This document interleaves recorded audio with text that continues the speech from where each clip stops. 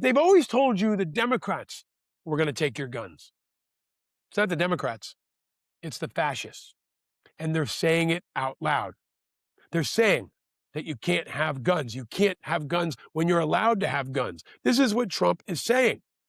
No doubt, this will wake up millions who haven't been activated until now. All those Second Amendment advocates.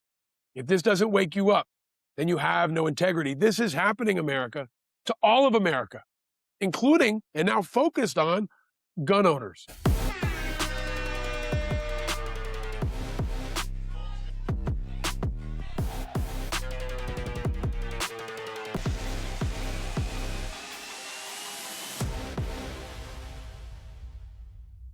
Welcome to Independent Americans. Welcome to episode 426. I am your host, Paul Rieckhoff, and I'm coming to you from New York City, USA, where there is a lot to get into. It is Tuesday, January 27th. Yesterday was Manosphere Monday. I gave you a special episode because I was coming back from Los Angeles and stuck in an airport like millions of other Americans because the snowstorm had hit most of the East Coast, which shut down schools here in New York City and all across America. My kids were home from school. I was stuck at an airport, but I am here, I am back, and I'm ready to dig out with you and get after it. But one thing on schools being closed before we get to the heavier stuff, remote learning on snow days is stupid. Okay, yesterday my kids had school closed. Mom Donnie made the right decision, closed schools, and then said they need to go remote. I think this is stupid, especially given the burden it puts on teachers. Imagine being a teacher with 3 little kids and you've got them on remote school. They all want to go out and enjoy a rare snow day, and you've got to try to broadcast over Zoom. I think it's a bad move. So, Mom Donnie, good job closing down the city. Bad move pushing this remote learning on snow days shit. Let's let kids have snow days. They need it now more than ever. And we need this show, and we need you now more than ever. The weather is cold. The snow is deep. But we are digging out, and I'm going to help you dig out with the 5 eyes that I bring you in every show: independence, integrity, information, inspiration, and impact. And our guest today is going to bring that. Dr. Vin Gupta is a really awesome doctor, service member, veteran, a thoughtful voice. He's a Harvard-trained pulmonologist. You may know him from NBC and MS Now, and he's worked inside VA hospitals. Worked especially at the Boston VA and the Puget Sound VA in Washington. We're going to react to the murder of Alex Pretti. We're going to tell you what this means to the healthcare community, why nurses around the country are rallying, and why what Alex Pretti did as a VA ICU nurse is especially honorable, especially hard. We're going to celebrate that part of his service and his memory and give special support to everyone who does that job, because there is a ton happening here in America and around the world. Snowpocalypse 2023 has hit us. Winter Storm Fern has buried much of America, but so has the murder of Alex Pretti. And now is definitely a time to stay vigilant. Do not believe the government. Believe your own eyes, because President Mayhem is trying to trick you into believing that you didn't see what you really saw. And what you saw is the American government kill another American, an American who spent his life in service to this country. He's now been identified, and you know who he is: Alex Pretti. 37 years old, a kind, thoughtful, honorable man who spent his life dedicated to helping veterans in some of their hardest final days. And tributes from him continue to pour out while the White House continues to try to ruin his good name. Never forget over the next couple of days that when this news broke on Saturday morning, that they called Alex Pretti a domestic terrorist. They said he was there to assassinate people. And I want to take you back a couple of days to the post that they posted. Trump posted this, and it was echoed by the White House, because this is what they do. They will shoot you and call you a domestic terrorist, just like they did to Renee Good. Trump posted a picture of the man's gun, which is very, very important as news continues to develop. He said, "This is the man's gun, loaded with 2 additional full magazines, ready to go. What's that all about? Where are the local police?" He posted a picture of the weapon and labeled him a domestic terrorist, attacked local law enforcement, said that Alex Pretti was there to hurt people, when now we know that is not true. But that was a real statement from Trump and pushed by the official White House account that was dangerous, tension-increasing propaganda that made all of America less safe. And in that, I want to pull out an important point that not enough folks are focused on. In his initial tweet or post, Trump said, quote, "The mayor and governor are inciting insurrection." He said that while the 11th Airborne Division in Alaska was still on alert to deploy to Minneapolis. I continue to remind you that Trump wants to invoke the Insurrection Act, always had, and still can at any moment. And we should never have a failure of imagination, especially as tensions continue to spiral across this country in Minneapolis and probably soon in other cities. Don't have a failure of imagination. Remember that Chairman of the Joint Chiefs of Staff, Dan Kane, may be the only thing stopping Trump right now from invoking the Insurrection Act. Trump would do it. You need to understand the magnitude of what that means. If you haven't already, go back and listen to my special episode recently with Asha Rangappa, FBI agent, Yale professor, military law expert, and with Ruth Ben-Gia, an expert on authoritarianism. We talk about the Insurrection Act, martial law, how they're different, to help you be prepared for what could come next. Because that could include Trump's new war on gun owners. This happened in just the last couple of minutes. I'm recording this around 2:30 on Tuesday, but around 2 o'clock Eastern, Trump was recorded saying this. We're going to play the clip while he was getting into his helicopter. Check this clip out.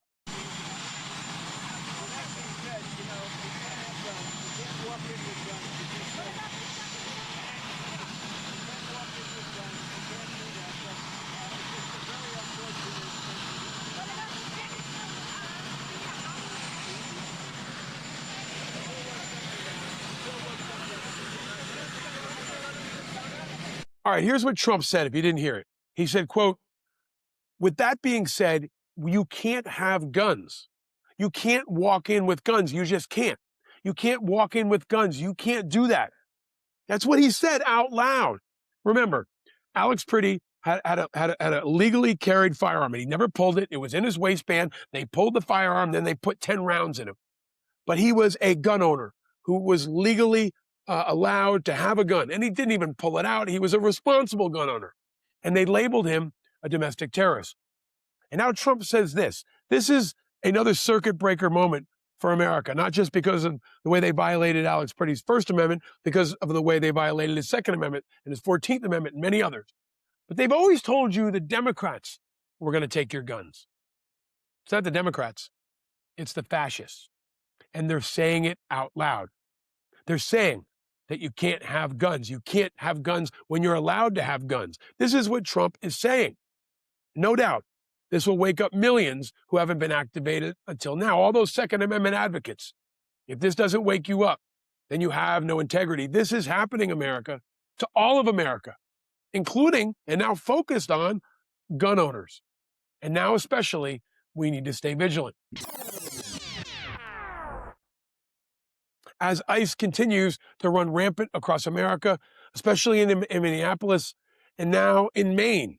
I want to talk about Maine because they have names for this shit that they think are smart or cute. And if you haven't heard, they're calling the Department of Homeland Security's operation in Maine Operation Catch of the Day.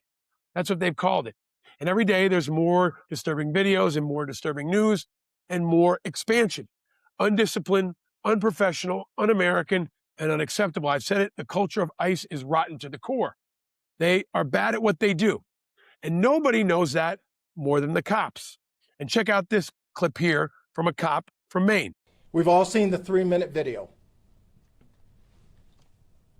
And I've heard some people say, oh, it's hard to watch. What was hard is that there were 5 to 7 ICE agents there. In my world, my colleagues, we've arrested some dangerous people on the back roads of Cumberland County with 3 or less deputies. Yet, this was a show of force, a show of whatever they were trying to do with 7 people. What's even more disturbing is the comment made by the witness that videotaped this encounter, who said that in the 3 minutes they got out, they pulled a guy from the car, handcuffed him, put him in the car, they all took off, leaving his car with the windows down, the lights on, unsecure, and unoccupied. They left it. right on the side of the street. Folks, that's Bush League policing. Again, in my world, you wait for a wrecker. You wait for somebody to come pick it up that the individual wants. Or you get permission to drive the vehicle into a public parking spot and you lock it up and you give the person their car keys. You don't leave their personal belongings unsecure along the streets of the city of Portland. It's not fair to the guy that owns the car. It's surely not fair to the Portland police. And it's what my understanding is going on. I'll end with this. We're being told one story, which is totally different than what's occurring or what occurred last night.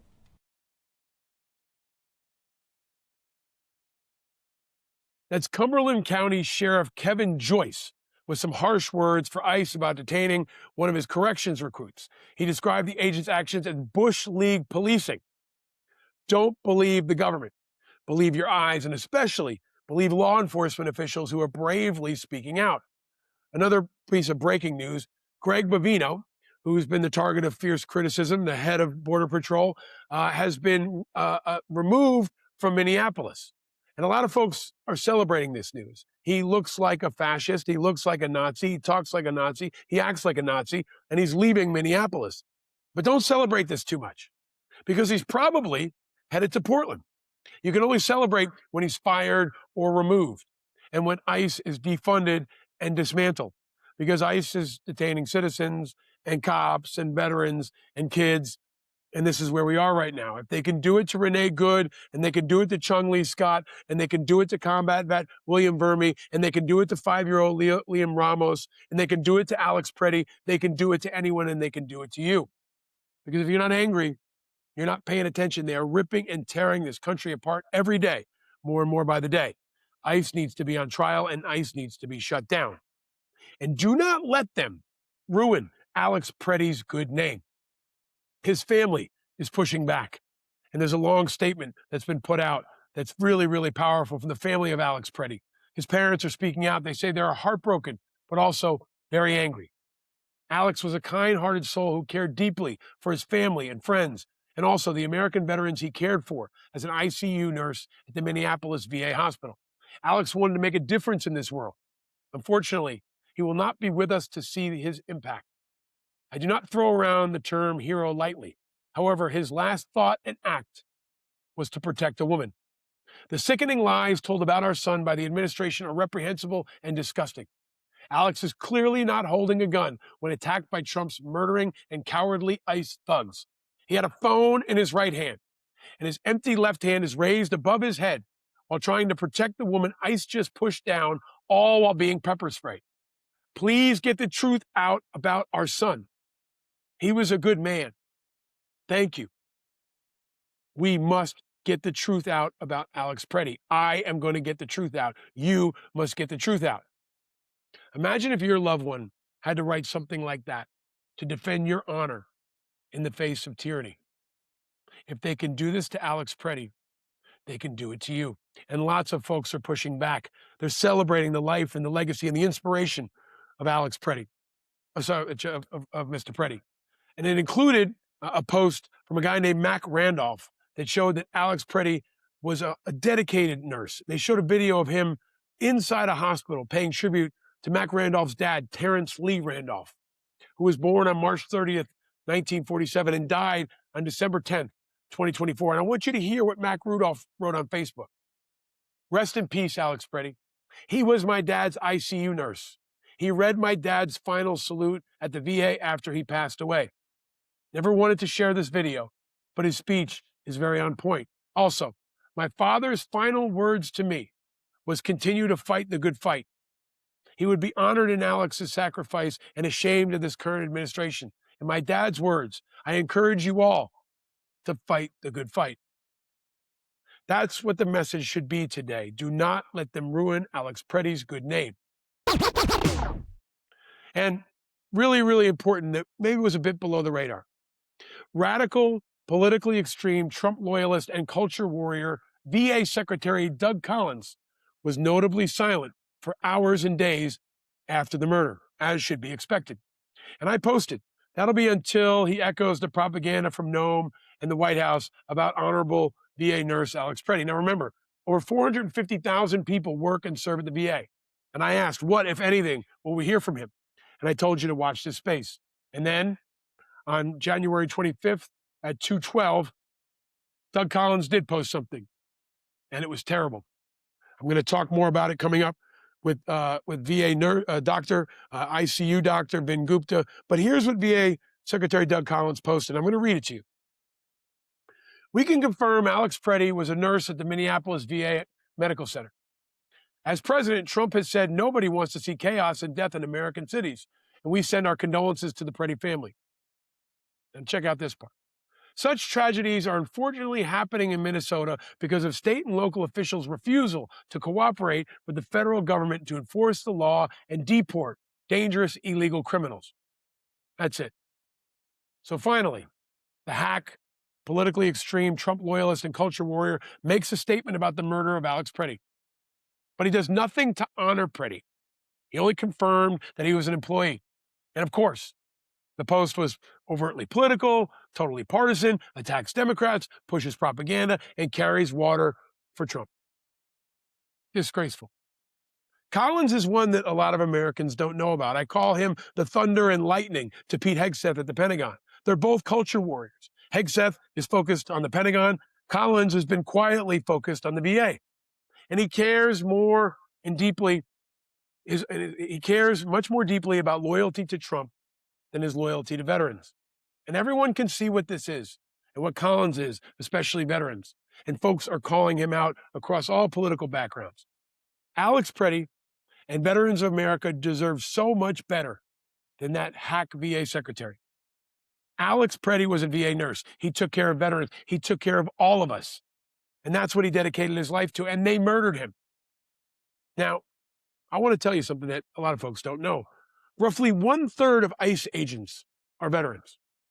And I'm going to speak to them directly. It's time for every one of you to stand up and be counted in whatever way you can. I'm not asking you to do anything radical other than to honor your oath, honor what you stand for, and push back against what's wrong. Because is the murder of Alex Pretti what you stand for? If you say nothing and do nothing, silence is complicity. And it's past time to stop this. And I believe the 1/3 of ICE agents will be critical in whatever way you can to pull things in the right direction. Be more professional, be more disciplined, hold your leaders accountable, organize in whatever way you can. But you, the veterans of ICE, can lead the way from the inside. You can be the circuit breaker America needs now. Just a few of you can bravely speak out, break the seal, and meet this moment. Others will follow. Many others will follow. And America and the world will stand with you. This is the time. Truly patriotic veterans can push back and lead the way and show and honor the values that Alex Pretti stood for and died for. Veterans can lead the way, and I want to show you a contrasting example. There's video of Minnesota National Guard in road guard vests, in reflective vests, green reflective vests. A Minnesota National Guardsman was asked why they're handing out coffee, donuts, and hot chocolate. And he says they're there to help. Donuts, hot chocolate. What are you guys giving out? Coffee, donuts, hot chocolate. And you're with the Minnesota National Guard? Yeah, we are. Yes, we are. Why was this important for you guys to do today? It's a demonstration of safety and security. We're here to help. Awesome. Thank you. This is what right looks like, and what America, and especially military and law enforcement, is supposed to look and sound like. ICE is what wrong looks like. I want to give props to Governor Tim Walz for this strategy and this tone. As a former National Guard soldier himself who served in uniform, unlike Nome and Trump and many others, I think that Tim Walz gets it. All governors should follow his lead in the way he's deploying his National Guard and the visibility he's giving them, differentiating them from ICE, making sure people understand it. These are your National Guard troops. They are from your communities. They are from your state. They are not ICE. The best of our military and veterans can be the stabilizing force that America needs right now. Because we know what right looks like. We know how to embody and defend the Constitution and true American values. So to all my brothers and sister vets, law enforcement, and military, now is the time to show it. Now is the time to show it. We are the leaders America wants and needs right now. We are the helpers, and we can meet this moment together. Trump is still trying to take over the Western Hemisphere. I'm still trying to fight a sore throat, but our allies are pushing back on the outrageous comments that Trump made. I addressed it in a special podcast this weekend. But I want to continue to underscore that Trump's insulting, shameful comments about our allies from Australia to UK are reverberating around the world. And it's dominating international news, hearing veterans and Gold Star family members push back. And Trump has disgustingly insulted and infuriating most of the free world and most of its veterans. It's a dark, dark time for America, but it's especially dark outside of our shores. So I want to play a quick video for you. Check this out. So tracking some comments made that NATO troops stayed a little off the front lines in Afghanistan and that the US has never necessarily needed us. Well, it's a real shame to hear that. The only time NATO has ever enacted Article 5 was after the 9/11 terrorist attacks, when the United States and the world rallied to the support of the US. Our agencies, our forces, our politicians, we all stood together, shoulder to shoulder, and responded. On Afghanistan, frankly, this is utterly ridiculous. Many courageous and honourable service personnel from many nations fought on the front line. Many fought way beyond it. I'd served 5 tours in Afghanistan. Many alongside my American colleagues. We shed blood, sweat and tears together. And not everybody came home.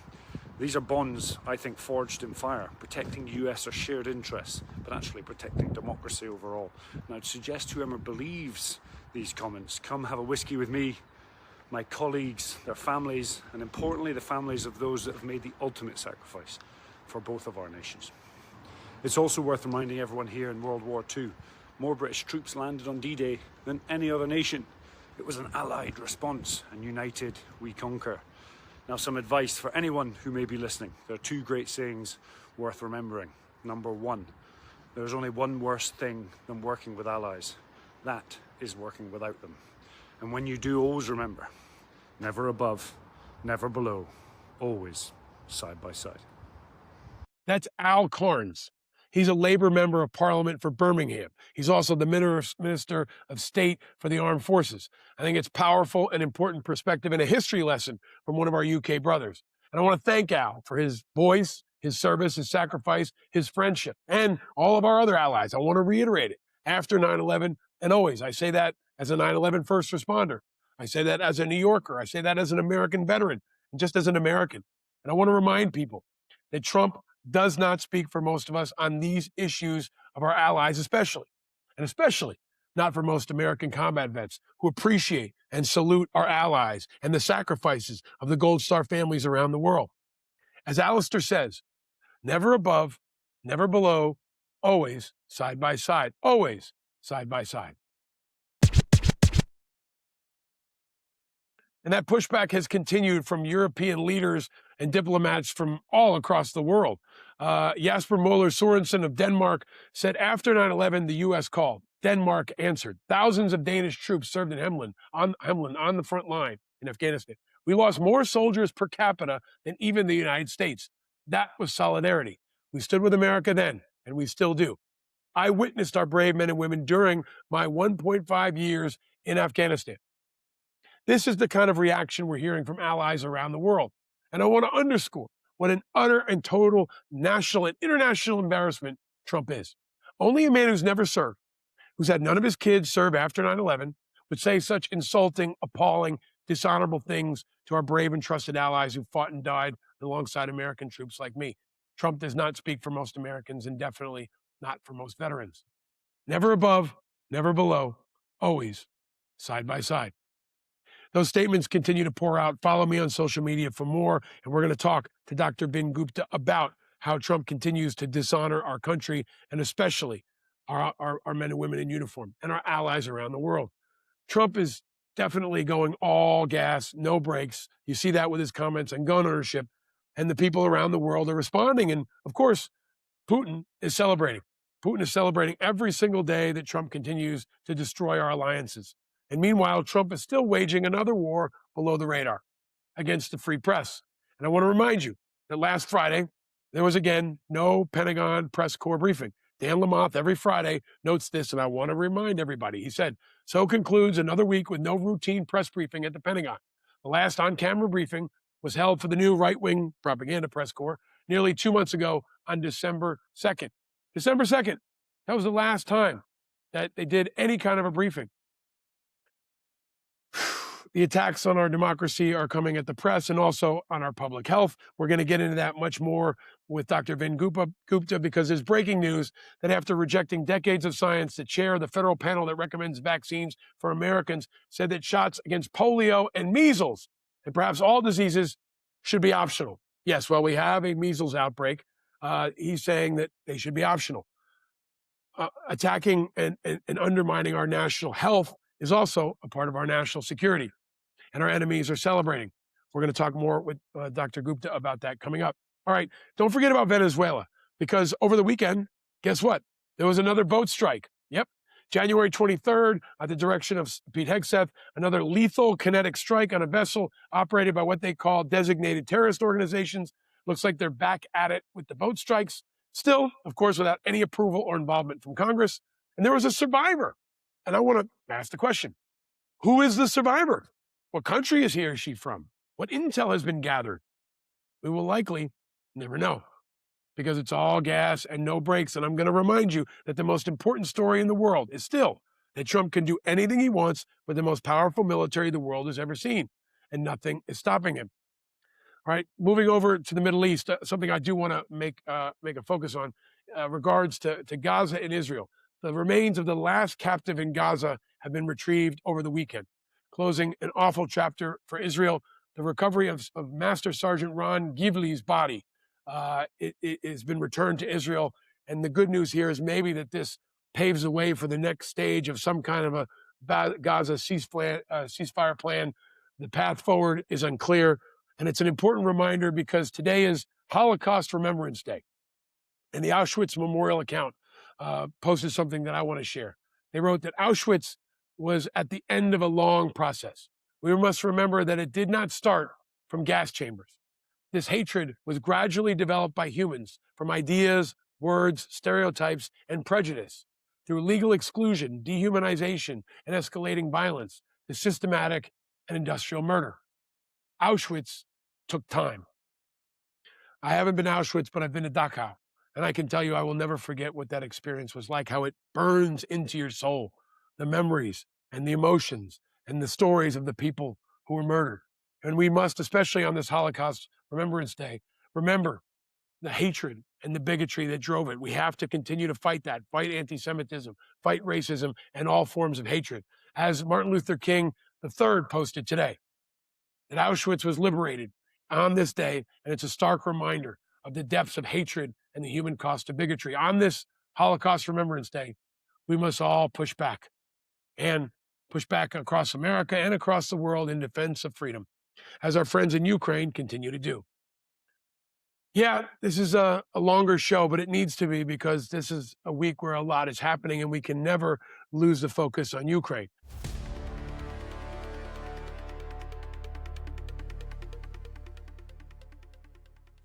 It's day 1434 of Russia's full-scale invasion of Ukraine, and the situation over there remains very, very difficult. Emergency services are operating at full capacity. Shout out to our friends at St. Javelin who continue to keep us updated. More than 90 state emergency service heating points are operating just across Kyiv. And meanwhile, Russia has attacked one of the holiest sites in Ukraine, the first time since the Second World War.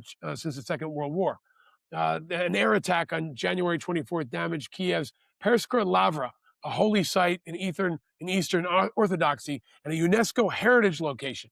It's the first time since the Second World War that this has been targeted.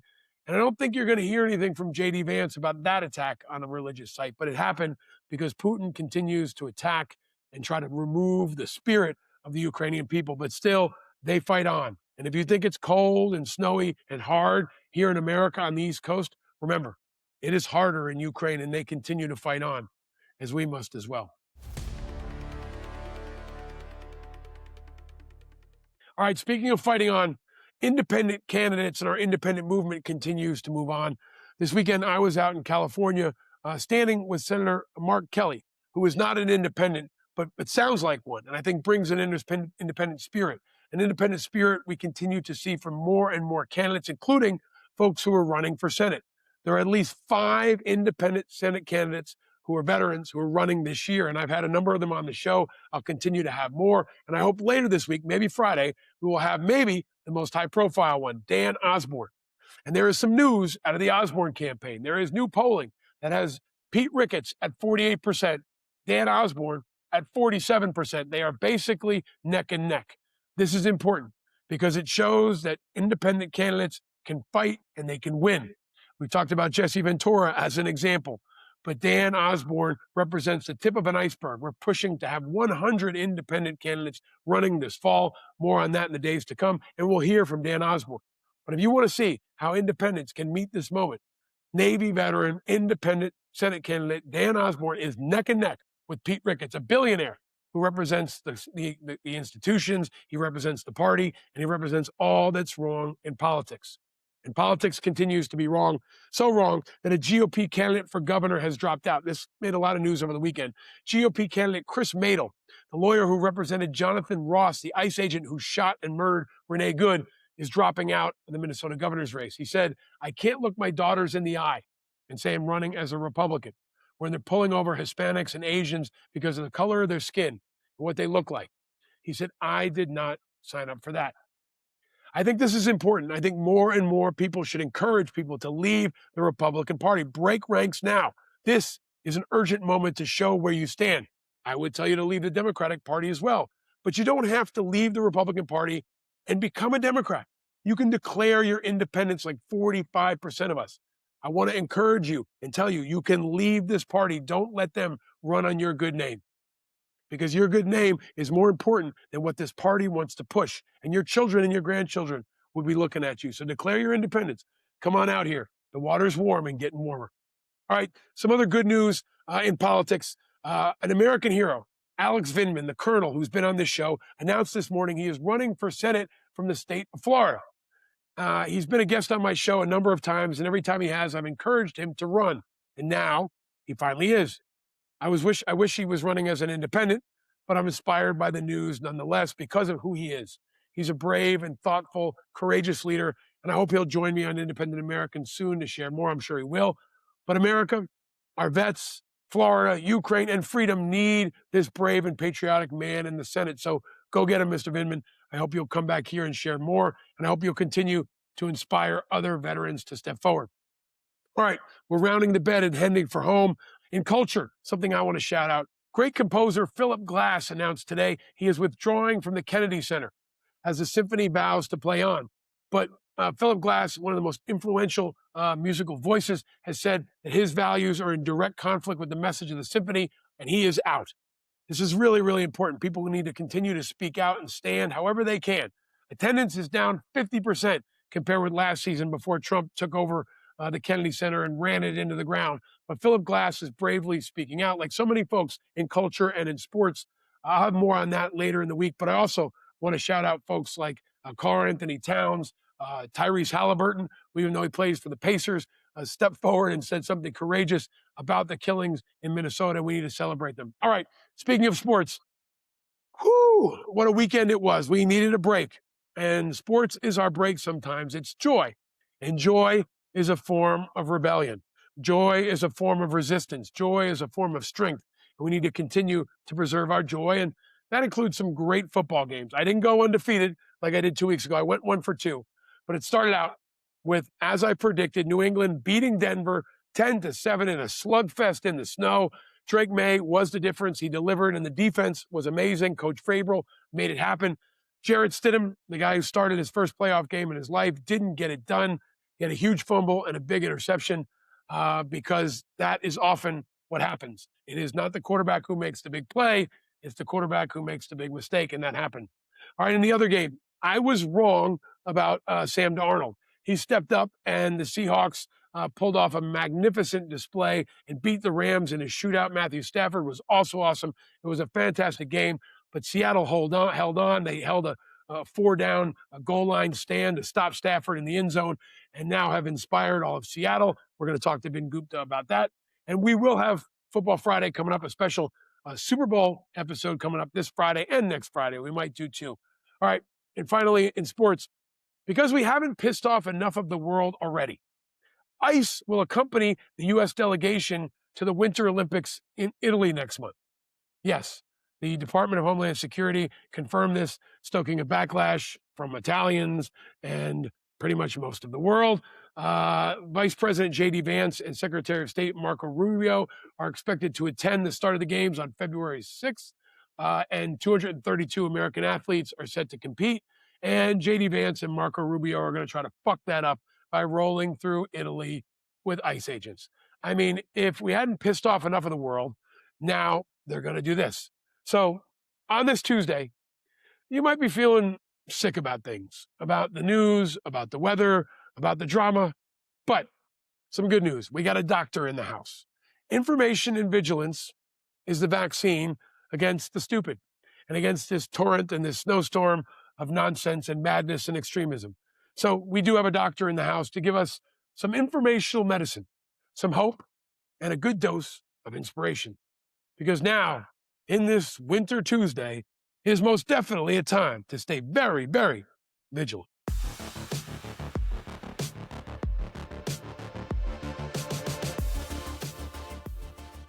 All right, folks, helping us stay vigilant is a returning champion, a man that I think is a really thoughtful and important and courageous leader to help us meet this moment and whatever comes next. He has been a doctor at the Boston VA and the Puget Sound VA. He's worked as a doctor in the Air Force Reserve and continues to do so. He's a Harvard-trained pulmonologist and medical analyst on what is now MS Now, the managing director of health innovation at Manit, chief medical officer at a pharmacy and new health at Amazon. For 15 years, he's been in military medicine and the broader medicine healthcare policy. He's also a parent. He's now doing some stuff with Midas Health and also the American Lung Association Board of Directors. And an awesome guy. The great and powerful Dr. Vin Gupta is back on Independent Americans. Welcome back, Doc. Thanks, my friend. Really good to be with you again. Our democracy is sick. I'm still fighting a flu or whatever the fuck I have. And I think now we need some of your knowledge medicine, man. Yeah. No, it's a lot of stuff going on, especially in healthcare. I know it's been, it's even bigger issues happening as you referenced with our democracy. But we should dive into it. And I know there's a lot of people hurting in healthcare right now, given the events of the weekend. There really are, and I'm glad you're here for that, especially to talk for and with and at that community. But let me ground us where I always do. Where are you, Doc? And how are you doing? How are you? Doing okay. I'm a little outside Seattle. Thankful for my wife's a pediatrician, so I'm a pulmonologist. For those that may not know me, and so we see different spectrums of human health, and these are obviously really challenging times, but we're grateful. We got 2 young boys, and we have a lot to be thankful for. So I'm doing great. How are you doing? I'm all right. I'm just back from a 24-hour trip to LA. I got to ask you, because we had General McCaffrey on last week. You got to be excited about the Seahawks. I mean, that must be giving people some much needed joy. And I keep saying joy is a form of resistance, but what a game this weekend, and your Seahawks are rocking. Oh man, the best part was, I think it was unexpected. I think the Niners and the Rams, I mean, the NFC West is brutal. And I think there's a superiority complex on the Niners and the Rams last few years, especially, where they would look down on the Seahawks. I don't think anybody was expecting that the Seahawks would be this good. My wife and I actually both grew up in Ohio. She went to the Ohio State University for a lot of her training. So it was especially awesome. We were actually at the NFC Championship game. It was awesome to see JSN and just do his thing. And it reminded me actually of I don't know if you remember the game. It was Georgia, Ohio State in 2022. Came down to a final field goal that the Bucs missed, but JSN couldn't play because he had tried to come back from an injury. Marvin Harrison got targeted. They didn't call it a targeting hit, and the Bucs were up by 17 at that point and then lost the game. So, those what ifs if JSN could have played, and oh God, maybe there was another national championship. But no, it's incredible. City's excited. I think we're gonna win it, but I don't want to. I don't want to jinx us, but hopefully, I saw Lemire post the picture of of the Pats intercepting that like final infamous play when Russell, instead of passing it to Marshawn or letting Marshawn drive it in, he passed it and they got intercepted. They lost the Super Bowl in 2014. I saw Lemire post moments after the Seahawks won that picture of the interception. So I'm hoping that we can pay it back and I can give him back. Yeah, it's fun to see people rise to the moment. I got to, eat some crow. I bet against Sam Darnold. I didn't expect him to have that kind of game, but he had the game of his life. And I feel like we needed a lot of leaders to have the game of their life to meet this moment. I want to ask you something before we get into the top topic, Doc. You asked me how I'm doing. Actually, I've been like sick on and off for like 2 weeks. And I feel like so is half of New York City and half of America. I got the flu shot. But I'm dealing with kind of the sniffles and all of that. And I think a lot of America is too. But can I just check in with you on the status of flu season in America and what a lot of us seem to be dealing with across this country right now? Yeah, Paul, thank you. It's not good. And I would say that it's not clear whether or not this is going to be the worst in the last X number of years. I think we thought it was headed that way, and things are at a pretty steady state in terms of high flu cases, a lot of hospitalizations. We have not seen flu vaccine rates this low since before the pandemic. So we are baked to we're very vulnerable. There's a lot of vulnerability baked into society, really across zip codes, at a time when hospitals are struggling and it's really hard. I mean, I just came off clinical service in the ICU. It's very difficult. Right now, our ICU is 30 beds, fully packed, lots of sort of transfers in from community ICUs.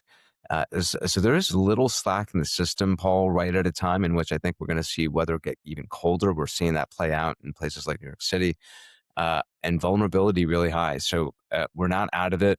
We still have about 6 to 8 weeks left of deep cold weather. And so I'm worried about what this means. I mean, if just actionable tips, not just to share a worry, because I don't think that helps people. If you're on the on the spectrum of age, if you're on the extreme, so very young, so parents out there, if you have young kids, if you're older, and you have flu-like symptoms, get tested. Really critical to get tested, Paul, because there's an effective treatment that can really keep you out of the hospital. So that's the most important thing beyond prevention and vaccination. Right on. We need good medicine. We need the helpers. And I also, another element that we've covered on the show is the nurses' strike that's happening in New York City and just the overwhelming pressure that's been on our healthcare system. And I think that takes us to what I really want to talk to you about today as our top topic.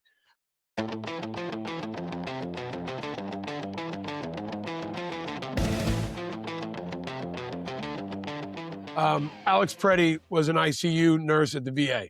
A true helper, a hero, the kind of people that we need in this country. We rely on this country. We have for generations and all through COVID, the kind of person who continues to step up. My mother is a nurse. My sister-in-law is a nurse. I grew up around folks who worked at the fire department and in healthcare. And, I think this has been especially traumatic for our country because of what he did and what he stood for. And especially traumatic for the healthcare industry, right? This is a guy that even in his final moment was helping someone, was trying to protect someone. But you've worked, you continue to work in an ICU with a lot of people who are brave like Alex Pretti. Can I ask you to just, I'm going to throw you the mic and just respond to what is a horrific murder of someone who is the best of what you and your industry and your calling represent? Yeah, Paul, thank you for that. I want to do just like you want to do, and I know so many people out there want to do justice to his legacy and his memory. It's sad that we have this, obviously beyond sad that we have to even have this conversation, that he should still be here with us. For those that may not have stepped foot in a VA ICU, it is a little different from a traditional ICU, in the sense that, these are places that veterans that have fought in contemporaneous times, rather, usually we're talking about Korean War vets, in some cases World War II, although that's somewhat now passing us. Vietnam era vets as well. I mean, these are people that are coming in some cases have lived very hard lives, coming in with medical critical illness. And I've worked very closely with the very best VA ICU nurses to help and to the greatest extent possible, try to tend to these individuals who've given so much of their life and their body to our country. And, I think we've lost sight of that because so much of our news cycle is focused on one person and all the things that that one person is doing. And the politicization of the military and all these things that, just, I think beyond cringe. I think these are things we never expected to see. And that you've talked so eloquently about the way the military is being abused um, and misused. But I see it on the medical side. Actively see it as a reservist on the critical care side for the reserves and the Air Force. I mean, the people that serve are the best of us.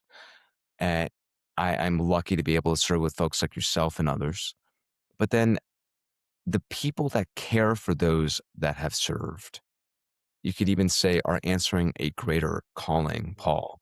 And it's double service. They're serving somebody that's critically ill, in this case of Alex, and they're serving their country by serving veterans who are in need of care. We know the VA has struggled, it's doing better, but providing care in a VA is a public service, and even more so than providing care in a traditional ICU, I'd say, because you're doing it for a population that has done so much for the United States. And so, uh, I saw, and I'm sure you've seen the video of him giving tribute to a veteran that had passed away in his ICU. I mean, that is what happens in these places. For those that do not spend time, I figure a lot of folks may not have had the, I think, privilege of being spending time in the VA where you see veterans getting care. It's actually excellent care. The VA gets knocked a lot, but and it has its struggles, just like any health system, but it does a lot of amazing work because of the people that it employs. There's a lot of good people, a lot of highly skilled people that do amazing work on behalf of our vets. Uh, and Alex, very clearly, all of it was authentic. It was all genuine. It tracks with what all of us who've been in a VA setting see and remember. And this notion, that and I'm glad we're talking about this because his parents wanted us to get the good word out about their son. And that's what we're trying to do, all of us. But it's sad to see that the immediate response from our nation's highest officials were to besmirch him, and especially that legacy. They should be trying to protect it. And hopefully I see that in some cases they're trying to do a U-turn here a bit. But I think it's a little too little, too late. And he deserved far better. Obviously, he should be with us, but given what happened, their immediate reflex should have been to pause, understand what happened, and then to recognize that the person that died has given so much to their country, and it's a really special thing that he dedicated his life to. It's so important to get your perspective on that. I mean, and also remind people, they called him a domestic terrorist. They said he Yeah, was there to assassinate people. That's what Kristi Noem said, and I think that alone is an impeachable offense. I mean, it's more yeah, reason to, in my view, defund ICE. But let me ask you, if you're able to comment, one of the worst parts of it, I think, was that the whole country, especially in the veterans community, was looking to the Secretary of Veterans Affairs. What's he going to say, right? You got 400,000 plus employees at the VA. This person is an employee of the VA, someone who what he does. He can pull his performance reviews. He knows where this guy served, and he was quiet for a long time. And when he finally posted something, he just acknowledged that he worked at the VA and then blamed it on local law enforcement and a yeah. hyper politicized response. And I think one of the most extreme and political and kind of corrupt statements I've ever seen from any VA secretary, from Yeah. Doug Collins, who I think is a radical political culture warrior. I don't know if you're able to talk about that, but I would ask you if you're comfortable responding to that. And then also, VA ICUs, probably, I don't know if they have a higher death rate, but I feel like they might because so many people come in such bad shape. You deal Yeah, with a lot of older vets, and that's it's right. their last rites, it's their last push, and the families are there to kind of salute someone who just, this was the end for them after what could have been a very tough life. And I think there's a really important sacredness to that people don't understand unless you've been around the VA and you've been around older vets. If you can talk to those 2 points, Doc, I'd appreciate it.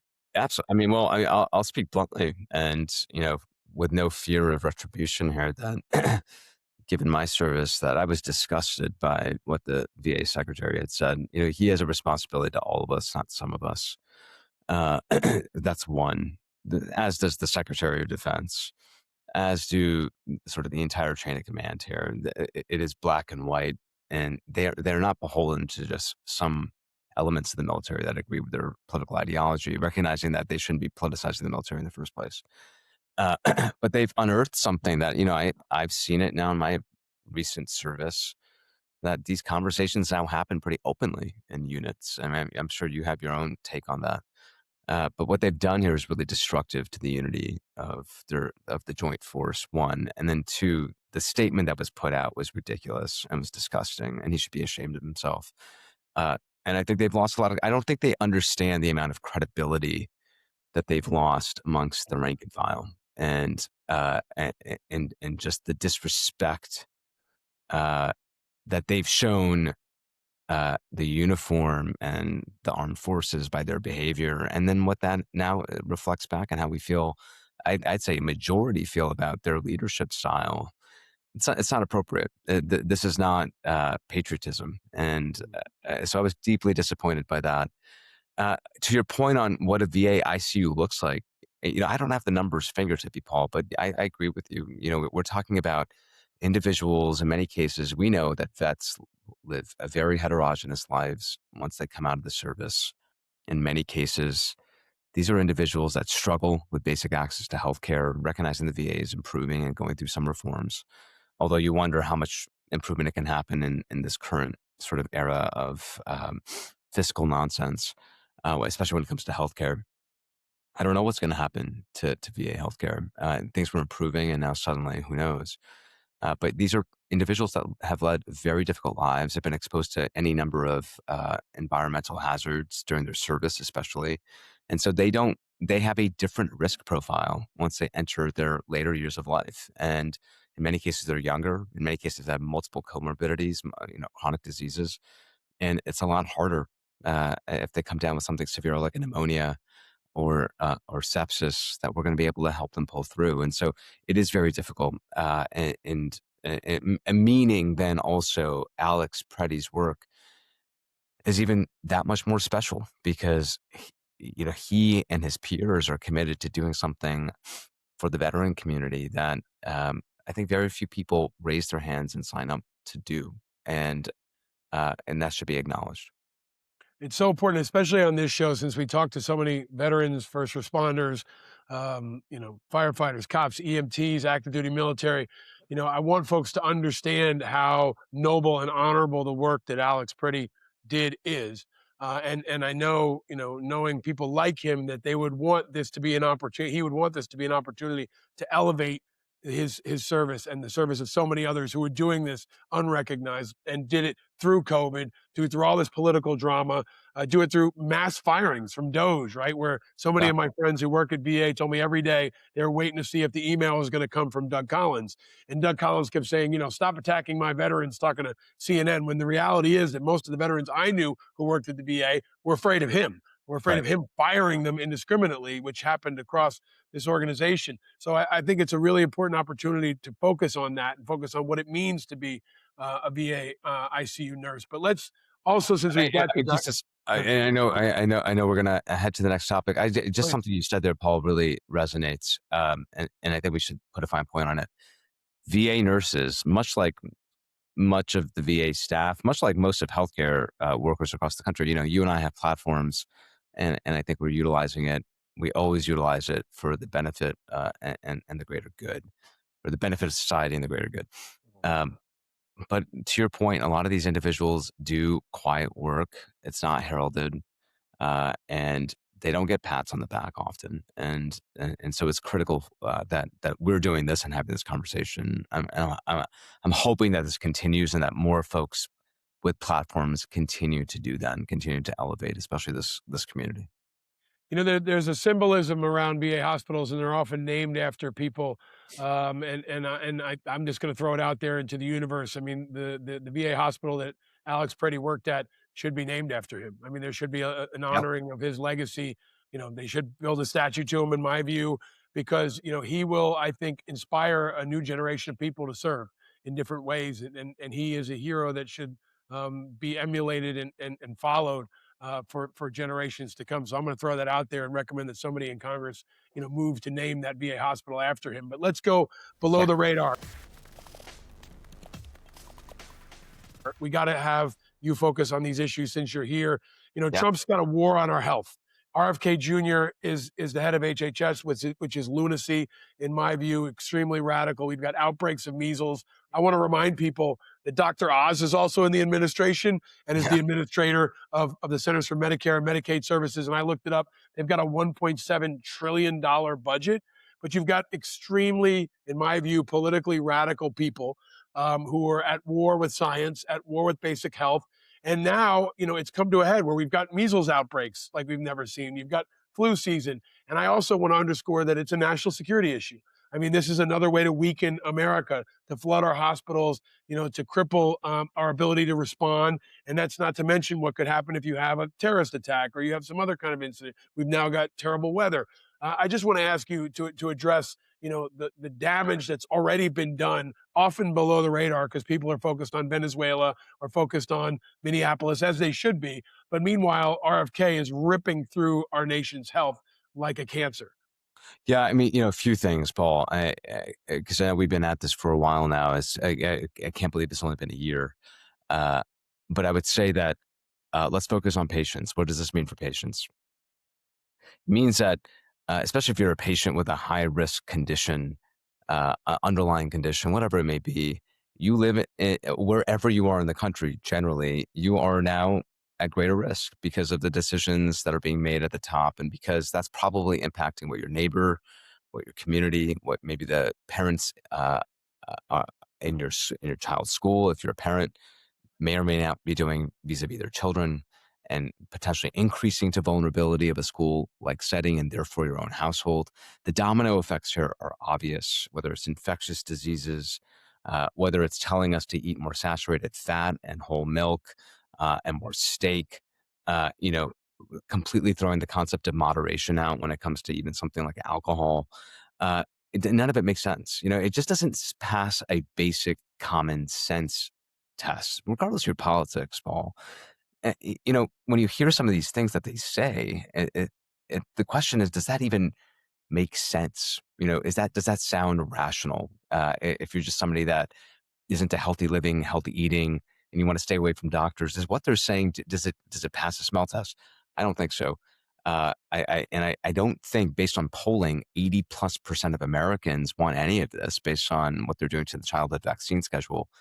I mean, this is polled as being something that, they're really responding to a small minority of people that believe in the Maha agenda, which now clearly I think is an agenda that's marketing and it's not substance. But the impact to patients, there's this domino effect. The impact to providers and researchers, Paul, I'm hearing this because, I talk to the next generation of providers or future pre-med students who are thinking about, do they want to go into medicine or nursing or whatever it is. The future NIH researchers saying, you know what, screw this. I'm going to go to Europe or to China and get a funded PhD and do my work there. Why would anybody want to entertain a world where you don't know if you're going to have a job?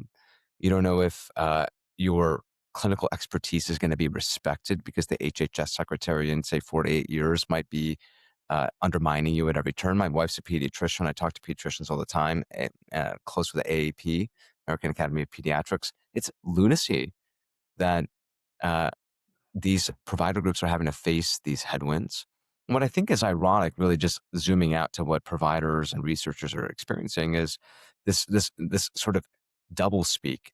I don't think there's a single person, whether they are adherents to Maha or whatever it is, who wouldn't want, Paul, a trained trauma surgeon, somebody that knows what they're doing, an ICU doc that knows what they are doing, credentialed by the leading institutions in the country to provide them care if, God forbid, they needed it because they were in a car accident and had to go get shipped to a hospital. They would want the very best, credentialed by the most legitimate medical institutions to care for them or their loved one. And yet here we are saying, in an a la carte way, when it comes to my vaccine recommendations or how I should be eating, I'm going to give a middle finger to all those institutions and to those doctors with all the right credentials. I will get their help when I need surgery or critical care, but I'm not going to take their advice when it comes to prevention, longevity. It doesn't make any sense. This is not an a la carte menu where you choose expertise in some instances, but you neglect that expertise or say no thank you in other instances. It's odd that we've arrived at this place. So that's the impact of providers and patients. And then lastly, I'll just say, I'm a lung doctor. I work closely with the American Lung Association, and we've seen what's happened, this insane paradox that continues to happen that I'm hoping more and more people draw this link. But, I find it's tragic. It's almost comical, though, that RFK talks so much about him being an environmental lawyer. And then you see what the EPA is doing. And they're basically gutting the Clean Air Act, the greatest public health achievement, Paul, this country may have ever seen over the last 50 years. Our air quality has improved by 80%. We no longer have acid rain, 80% improvements in air quality, right at a time that we know air pollution is the 4th or 5th leading risk factor for death and disability worldwide, based on the estimate that you look at. This guy is saying that he wants to make America healthy again. He talks about his environmental lawyer roots, and the EPA basically no longer exists. How does that make any sense? How does that make any sense? That's just one example of the doublespeak. We could talk about what they're doing to NIH. We could talk about what they're doing to foundational research. We could talk about the fact that they've embraced weight loss drugs and GLP, these weight loss drugs, this new class of weight loss drugs that, frankly, Paul, have so much more unknown about them when it comes to long-term side effects and indications of use than vaccines. But they've decided to embrace fully this new therapeutic category that, frankly, I think is vastly less understood than vaccines. Mm. And they've said no thank you to vaccines. So it's pure ideology. There's a lot of paradox. But then I look at exactly what RFK has done with the marketing of MAHA, especially right now when you look at the context of what's happening with EPA, and it's all bullshit. Yeah. I mean, it's all marketing, because if you look right across the interagency, his own EPA is undermining supposedly what MAHA is trying to do. And so I hope people look at the finer details here, because you don't have to dig too deep anymore. It's pretty much right underneath the surface, if not at the surface. It's the Marlboro cigarettes health policy. I mean, they're literally telling you, smoke cigarettes, don't drink water, eat McDonald's, and do as I say, not as I do. I mean, if you want to look like Donald Trump, follow their health plan. And the only exception is going to be somebody like Kennedy, who I continue to say on the show, I'd love to see a blood or piss test of that guy, because I doubt he's abiding by his own recommendations. But there's a war on our health, and we've seen it. I think it's frightening to many people. We see the outbreaks of measles. Let me ask you a final question, and then we'll get to something good. In the midst of this attack on our healthcare system, where people are seeing, the Clean Air Act under attack, nursing shortages, outbreaks of measles, what can people listening do to protect themselves and their family? I think about this statistic, Paul, that shocks me. And what I would say is, I'm going to speak to a certain segment of the country. Other than, of course, reject basically everything they say. I mean, 100%. Well, what's interesting is, and I know this doesn't probably reach everybody in the country, but I'm going to give targeted advice. Most 50% of adult Americans between 25 and about 59 years of age, working age adult Americans, over 50%, roughly, never make an appointment with a primary care doctor. Not once. And their employer covers it. These are aggregate statistics. Employers, we can debate whether or not that's a good model. It's not. But a lot of American healthcare is provided by American employers. And 50% of American adults get free access to healthcare at a time where we're talking about access being constrained. And they don't make a basic appointment. I'd encourage people that are listening that might fall into that category to realize that high blood pressure, we start to see signs of that at 18 now. We're seeing colorectal cancer rates actually now spike in those under 50.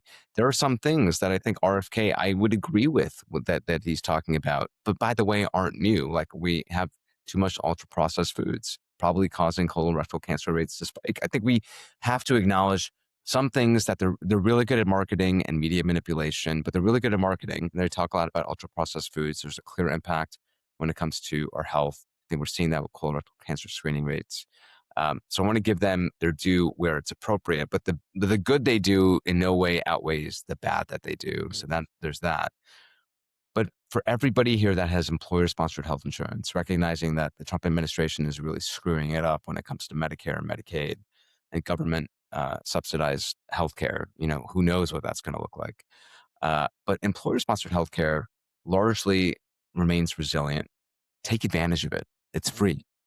And get yourself screened for high blood pressure, get a cholesterol panel, do some basic cancer screenings. Way too many people, we may talk about it, you and I and others, way too many people do not do it, much to their ill health and frankly their longevity. I mean, the sooner you can detect this stuff, the better. And there's a lot of undetected high blood pressure, high cholesterol, and frankly early stage cancers.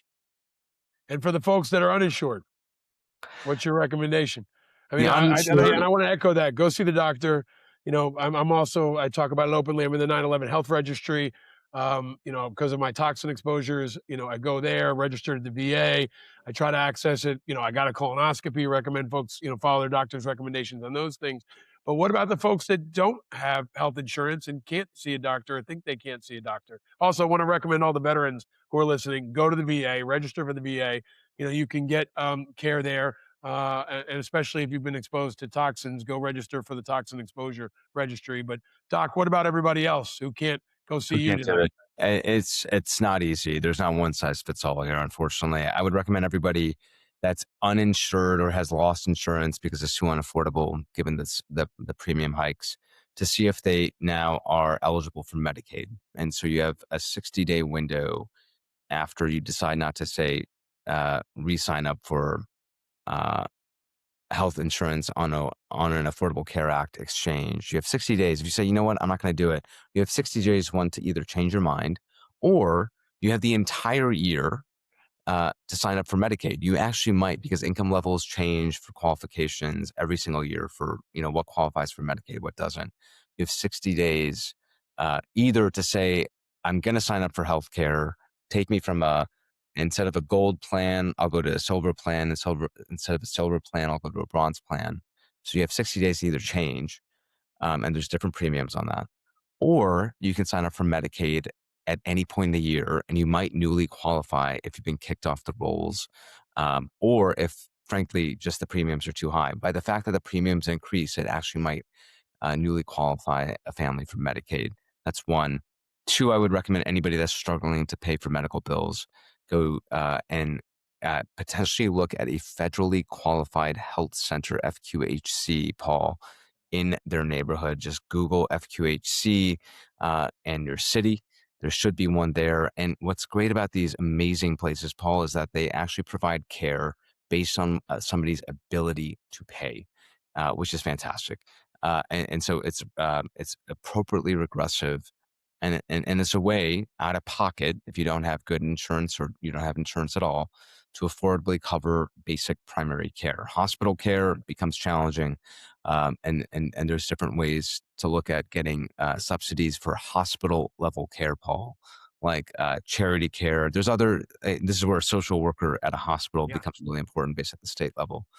And then I always recommend folks that are on on medications for chronic diseases, inhalers, diabetes medications, you name it, to talk to their doctor about going from 30 days to 90 days on their pills, or seeing if they can go to a generic inhaler, if they're on an inhaler, from branded to generic, and look at cost plus drugs from Mark Cuban. Look at some of these digital pharmacies online. A lot cheaper in terms of the prices that you can find. Go to GoodRx, different ways to actually save money on your medications. These are not ideal, obviously, these sort of hacks here, but there are something you can do to save money. No, this is really helpful and useful. And I think exactly what a lot of folks need right now. I mean, we're going all the way up and all the way down, right? And that's what I think we need to be thinking about holistically in regard to our health and to our democracy. And of course, everybody should be sure to follow you on all your social medias and everything you're doing. Before I let you go, we got to go to something good. Something good, oh, something sweet. Feel the fire. And I think everything you're doing is something good. The example of your service, in the military, in public health, in your community is such a great example. And we need sources of inspiration. And I'm going to talk about something that is sort of, well, you're not a veterinarian and you're not an OBGYN, but there is good news. Bald eagles, Jackie and Shadow, excuse me, out in Big Bear Valley have laid more eggs this week. There are these social media celebrities, bald eagles, Jackie and Shadow, are expectant parents once again.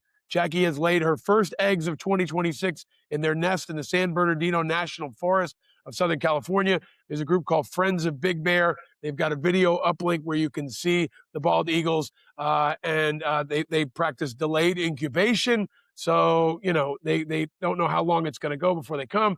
And they had a great line to ABC News where they said, "We are excited for Jackie and Shadow." We can't predict what happens next, but they've laid 3 eggs. There are more bald eagles on the way. And I think the resurgence of bald eagles in America is a great testament to good policy, good community action, good vigilance. And if there was ever a time that we need more bald eagles, it's obviously my favorite animal for a number of reasons. But something good today. There are more bald eagles, and this is a source of inspiration and something good on a cold and wintry Tuesday. Doc, over to you. What do you got that's something good? Yeah, I mean, I guess 2 things. This is probably related to what we just chatted about more so than yours is very so pleasant and sort of different imagery here. I'm going to bring us back to a few things we just chatted about. One, something good when it came to topic 1 and Alex. I did love that. I do think pressure campaigns and advocacy and speaking up and the outrage that many people express with with one voice, sort of across the spectrum, that so many red lines have been crossed, but this felt deep red. That did seem to have an impact on the White House, and they are reversing course to some degree. So I thought that was something good, that we ultimately are who they are accountable to, and we have agency and we have power. And it's easy sometimes to forget that. The other was, and with respect to all the nonsense that's happening, all the whitewashing, you mentioned Oz and kind of this cast of characters they have. I can't tell you how many people I respect in medicine, public health, who sort of bend themselves into pretzels trying to curry favor with these people now because they're in power, and almost forget the nonsense that characterized their careers prior to this. And it's just like, so that's not good.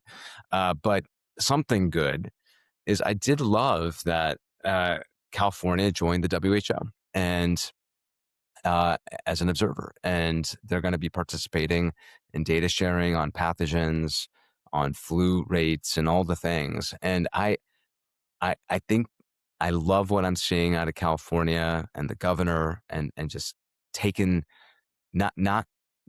taking the fight to an administration that is doing all the wrong things in 99% of cases when it comes to healthcare policy, obviously even more broadly. But I loved that. I loved the symbolism of that. I loved seeing Governor Newsom in Davos and pushing back. I know a lot of people, have their own opinions, but I think that's what we need. We need fighters. We need somebody to go and be the leader of the opposition. And I think that's good for our democracy. I love that. For folks who don't know, the U.S. pulled out of the World Health Organization, WHO, but Gavin Newsom said California is going to try to get in, right? I mean, and this could be an example for other states in America. When our country and our president is doing such stupid shit, they're trying to create an alternative narrative too, right? To let people know that there are leaders in America who care about world health, who care about being a part of that community, who care about doing the right thing. Doc, you're always doing the right thing. You're always something good. Your life is an example, an inspiring, great American story. You continue to serve and you use your platform for good. You and your wife, I just want to thank you for all your leadership and your continued service. You represent the best of what this country is all about in a time when we need those examples to each other and to the world. You represent also how folks can use their platform to go beyond their industry. You started in medicine and now you touch so many people. So you're something good, man. I appreciate you. And I'm excited for you and your Seahawks. Keep bringing that positivity, Doc. Thanks, my friend. All right, there he is, folks. The great and powerful Dr. Vin Gupta. All right, folks, there you have it. The great Dr. Vin Gupta, a guy who serves in so many ways, is a great example for all of us, and especially for our kids. When I say look for the helpers, I mean doctors like Dr. Vin Gupta, who embodies the spirit of Alex Pretti and so many others who work across the VA and military medical system. Dr. Vin Gupta is rising to the moment, and I want to thank him for joining us. Follow him and share that information with folks who might need it. We're going to continue to bring light to contrast the heat and bring you inspiring, iconic, patriotic voices who come from all different backgrounds. All right, if you didn't see it, I was on TV on Friday on MS Now's Nightcap with Stephanie Rule, completing a full circle week. Eddie Glaude was also on me. If you didn't see my episode last week with Eddie Glaude, go back and check it out. But I did drop a special recap episode of that yesterday on Monday, where you can listen to my appearance on Stephanie Rule. My thanks to Steph for having me on for that really important conversation. It was the night before the murder of Alex Pretti, but we talked about the national security issues. Go back and check that out. We got a big week ahead. I will do more TV, and we will continue to bring you daily episodes. I hope to bring you Jesse Ventura, the great governor, former governor of Minnesota, and ultimate independent American, an independent veteran. We'll have Jesse Ventura at some point, I hope this week coming up. And it looks like we just confirmed Dan Osborne for Friday, so look out for that. We are daily now. We hit number 36 on the top 40 charts. Please share the news and share this information far and wide. Subscribe, go to our website and get some merch. You can help support the show. And if you believe in this mission, if you believe in what we're putting out there, if you believe in hearing from people like Dr. Vin Gupta, join our Patreon community. Chip in a couple bucks and help us keep this coming. And I will continue to bring you more surprises and more quick response pods. So hit refresh in the mornings and the evenings. We'll continue to try to drop these for your ride home from work, usually every evening on a weekday with some special quick response pods as well. So be sure to subscribe, especially on YouTube. Hit that subscribe button, leave a comment, and rate us on Apple Podcasts, subscribe on Spotify.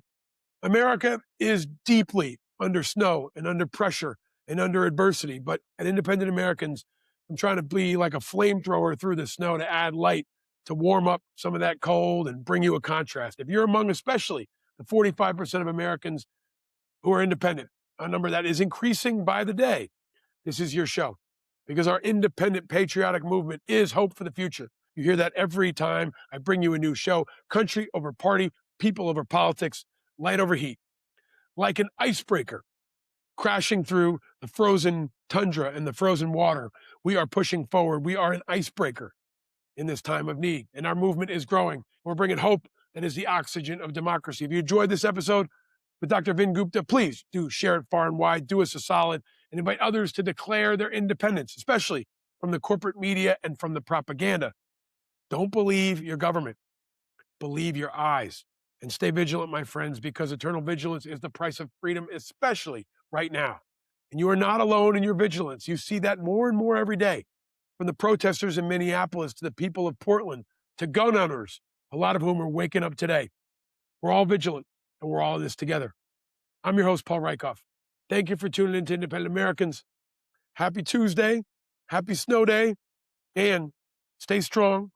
Move forward in the memory of Alex Pretti. And stay vigilant, America. Stay vigilant. Left and right our dreams for those without a clue. And when you wake, it's time to grow. And it's not cool to believe in school, but if I can say one thing, I've seen the children of the revolution and the good trouble they can bring.